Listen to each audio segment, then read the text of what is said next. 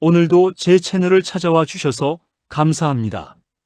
우리가 서로 눈을 맞추고 숨소리를 느끼면서 이 고귀한 삶의 진리를 나눌 수 있다는 것. 이건 정말 보통 인연이 아닙니다. 오늘 제 강의를 찾아주신 여러분 모두에게 진심으로 감사하다는 말씀 먼저 올리고 시작하겠습니다. 자, 오늘 우리가 다룰 주제가 뭔지 다들 아시죠?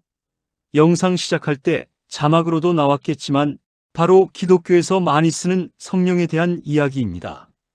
사실 여러분, 평소에 종교 생활을 하신 분이든 안 하신 분이든 살면서 이 성령이라는 단어 정말 많이 들어보셨을 겁니다. 그런데 마음 한구석에 항상 묵직한 궁금증 하나씩은 품고 계셨을 거예요. 도대체 성령이란 게 정확히 뭘까? 눈에 보이지도 않는데 도대체 어떤 모습으로 존재하는 걸까? 하고 말이죠. 우리가 지난 시간에도 잠깐 다루었지만 오늘 이 자리를 빌려 아주 쉽고 명확하게 그리고 가슴 깊이 와닿도록 확실하게 정리를 해드리려고 합니다. 첫째, 외부에서 구하는 성령은 거룩한 본질에 대한 착각이라고 말씀드리고 싶습니다. 많은 분이 교회나 사찰 혹은 여러 종교단체에 가서 제일 먼저 배우는 게 뭡니까? 성령을 받아라. 외부에서 오는 거룩한 영을 받아야만 내가 구원을 받고 죄를 사함 받는다. 이런 이야기 많이 들어보셨죠? 우리의 순박하고 온순한 수많은 사람들이 그 말을 있는 그대로 믿습니다. 그래서 어떻게 합니까? 성령이라는 건 내 안에는 없고 저 바깥에 계신 신이나 어떤 위대한 종교 지도자가 나한테 싹 내려주는 거구나 하고 착각을 합니다. 그러다 보니 어디 찾아갑니까? 기도원 찾아가고 산기도 다니고 특정 집단에 가서 머리까지 굽히는 것이죠. 심지어 복을 받으려면, 성령을 받으려면 성금을 내라, 헌금을 내라 하니까 힘든 살림에도 돈까지 바쳐가면서 그 순박한 마음을 표시하곤 합니다. 그런데 여러분, 오늘 제가 여러분께 단호하게 말씀드립니다. 그건 완전히 잘못된 가르침이고 본질에서 벗어난 이야기입니다. 성령은 저 바깥에서 누구한테 구걸하듯 받아오는 게 아닙니다. 이미 태초의 귀한 원리에 따라 여러분의 내면 깊은 곳에 처음부터 꽉 들어차 있습니다. 생각을 해보세요. 저 밤하늘에 빛나는 별자리들, 저 우주의 수많은 별들, 그리고 우리가 밟고 서 있는 이 지구, 산과 들판에 피어난 자그마한 풀 한 포기와 지나가는 강아지 한 마리까지 이 세상에 존재하는 그 어떤 생명체도 성령 없이 태어난 존재는 단 하나도 없습니다. 우리가 이 지상에 태어났다는 것 자체가 이미 성령을 듬뿍 품고 나왔다는 증거예요. 그런데 어디 가서 성령을 또 받습니까? 이미 컵 안에 물이 가득 차 있는데 밖에서 물을 또 달라고 소리치고 있는 것과 똑같은 모습입니다. 그러니 종교 지도자들이 성령을 받아라 하면서 사람들을 바깥으로 끌고 다니는 건 여러분 내면에 있는 그 귀한 가치를 잊어버리게 만들고 외부에 의존하게 만들려는 수단일 뿐입니다. 우리는 이제 성령을 받아라가 아니라 내 안에 이미 존재하는 성령이 있음을 깨달아라 라고 가르쳐야 합니다. 그렇다면 성경에 나온 성령은 도대체 뭡니까? 아마 지금 속으로 이렇게 생각하시는 분이 계실 겁니다. 선생님, 그러면 성경에 나오는 예수님의 말씀이나 찬송가에 나오는 성령이 오셨네 같은 건 다 뭡니까? 외부에서 오니까 그렇게 노래하는 것 아닙니까? 마침 얼마 전에도 저희 강론이 끝나고 어떤 분이 찾아오셔서 바로 그 질문을 주셨어요. 아주 솔직하고 좋은 질문이라 여러분께도 그 대화를 잠깐 소개할까 합니다. 그 질문자분이 이렇게 물으셨어요. 선생님, 우리는 어릴 때부터 교회 다니면서 성령 받아라, 성령이 오셨네 찬송 부르고 성경에 적힌 하나님 말씀이 곧 성령인 줄 알고 평생을 다녔습니다. 그런데 만약 외부에서 받는 게 아니라면 성경 속의 말씀과 성령은 도대체 어떤 관계가 있는 건가요? 성령의 확실한 실체가 뭡니까? 제가 그분께 이렇게 차근차근 설명해 드렸습니다. 여러분, 우주에는 수많은 차원의 존재들이 있습니다. 과거 인류가 무지했던 시절에는 저 하늘에서 내려온 외계의 존재들이나 고차원적인 존재들을 향해 아, 저분이 하나님이구나, 신이구나 하고 맹목적으로 복종했습니다. 하지만 우리 인간은 지상에서 육신을 입고 살아가며 이웃과 부딪히고 깨달아가면서 스스로 영성을 상승시키도록 만들어진 아주 특별한 존재입니다. 외계의 존재들이 주는 성령이나 규율은 일종의 초보적인 가르침이었습니다. 부모가 어린아이에게 너 거짓말하면 매 맞는다. 살인하지 마라. 훔치지 마라. 하고 엄하게 십계명 같은 법을 주어 통제하는 것과 같습니다. 그런데 아이가 커서 어른이 되면 어떻게 됩니까?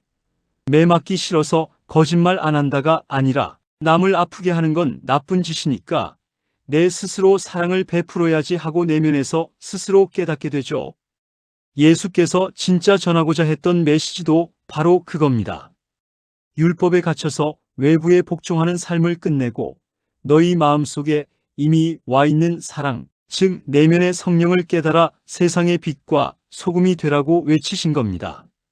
그 외침을 바로 우리 영혼의 차원 상승에서 또다시 외치고 있는 것입니다. 사람은 기복적인 기도를 넘어선 능동적인 삶을 살아야 합니다. 여러분, 많은 사람이 기도를 하러 산으로 들어가고 금식을 하고 밤을 새워가며 부르짖습니다.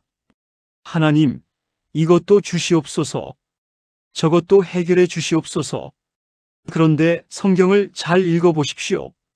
예수께서 기도에 대해 뭐라고 말씀하셨는지 기억나십니까?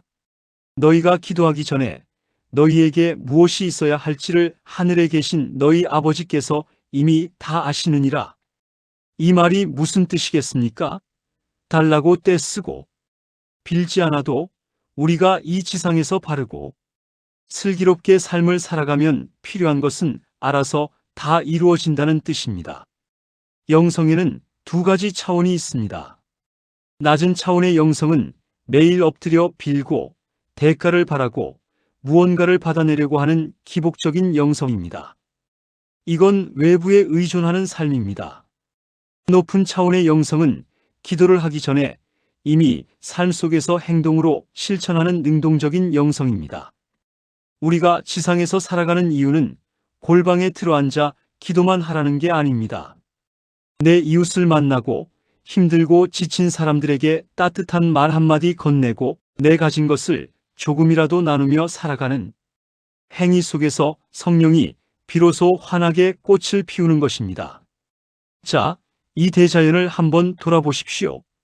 지구가 우리에게 내가 너희한테 사계절을 주고 공기를 주고 곡식을 키워줬으니 너희 나한테 헌금 얼마 내라 하고 조건을 걸던가요? 저 하늘의 태양이 내가 따뜻한 햇볕을 내리쬐어 줬으니 너희 나한테 머리를 조아리라 하고 대가를 요구합니까? 아무런 조건이 없습니다. 대자연은 그저 능동적으로 아무런 대가 없이 만물에게 자신을 베풉니다. 우리 인간의 삶도 그래야 합니다. 내가 이만큼 베풀었으니 너도 나한테 이만큼 가져와라 하는 건 거래하는 것이지 사랑이 아닙니다. 조건 없이 남을 이롭게 하고 내 이웃이 기뻐하는 모습을 보며 내 마음이 함께 둥둥 떠오르듯 기뻐지는 것. 그 순간 여러분 내면에 숨어있던 성령 거룩한 본질이 완전히 깨어나게 되는 것입니다. 과거의 역사를 보면 사람들을 공포로 위협하고 율법으로 묶어두는 종교적 압제가 세상을 지배했던 시절이 있었습니다. 내 말을 안 들으면 지옥에 간다, 벌을 받는다 하면서 사람들의 영혼을 종으로 만들었지요. 하지만 이제 세상의 기운이 완전히 바뀌고 있습니다. 맹목적인 구약적 공포와 외적 복종의 시대는 지나갔습니다. 우리 동방의 역사와 사상을 보십시오. 우리 조상들이 옛날부터 외쳤던 고귀한 정신이 뭡니까? 바로 홍익인간, 즉 널리 사람을 이롭게 하라는 사상입니다.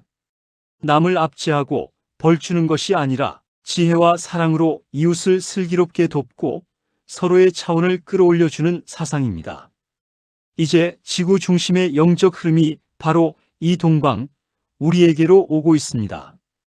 세상에 수많은 방황하는 영혼들이 밖에서 신을 찾다가 절망하고 결국 내 안에 참된 본질을 찾아야 하는구나 하는 이 위대한 논리와 사상을 따라 우리 쪽으로 눈을 돌리게 되어 있습니다. 그러니 여러분, 더 이상 어느 유명한 목사가, 어느 용한 점쟁이가, 어느 종교 지도자가 나를 구원해 줄 것이다라는 환상에서 깨어나셔야 합니다.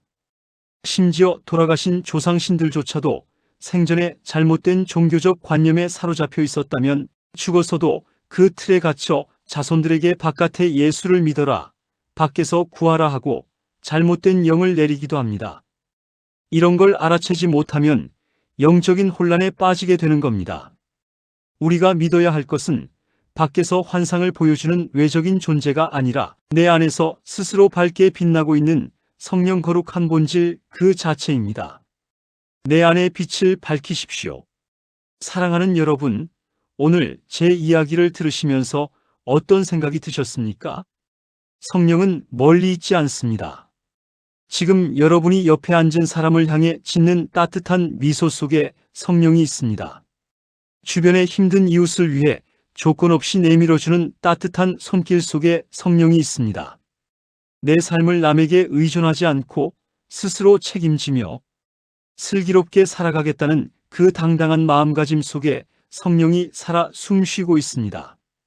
누가 영통했다 해도 찾아가지 말고, 용하게 잘 맞춘다 해도 찾아가지 말고, 여기도 가지 말고 저기도 가지 말고 내 안에 하나님을 발견하십시오.